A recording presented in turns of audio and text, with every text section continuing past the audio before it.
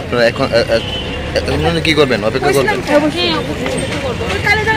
আজকে এসটিভিটি পরীক্ষা দিয়েছি প্রায় 17 মাস হলো, কিন্তু আমরা সিএমের সঙ্গে বারবার দেখা করার চেষ্টা করছি, অনেকগুলো অ্যাপয়েন্টমেন্ট জমা দিয়েছি, কিন্তু আমাদের কোনো দেখা করার সুযোগ হয়নি।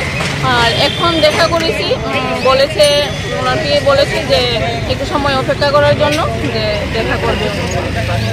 যদি আজও দেখা না করে তাহলে? তাহলে আবার চেষ্টা করব। আমরা তো হতাশ হয়ে আছি। এখন পর্যন্ত কতবার এলেন মুখ্যমন্ত্রীর দরবারে? এখন পর্যন্ত তো 17 মাস ধরে প্রায় 10-12 বার এসেছি, আরো বেশি হবে, কিন্তু অনেকবার চেষ্টা করছি আমরা, হচ্ছে না, তো দেখা হচ্ছে না ওনার সঙ্গে।